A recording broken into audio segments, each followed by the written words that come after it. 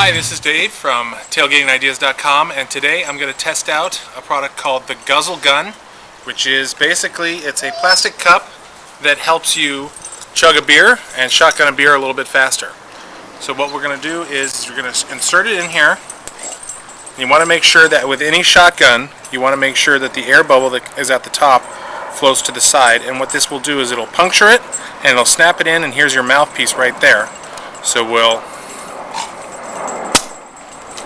puncture it and then snap it so it locks it in. Now that it's there, you'll just do it like a regular shotgun. Find where your pull tab is and do your shotgun.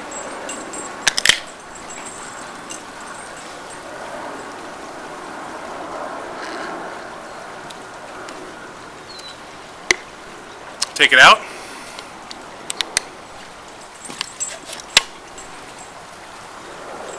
And there you have it. It's known as the Guzzle gun. You can learn more about it on my website at tailgatingideas.com/guzzlegun.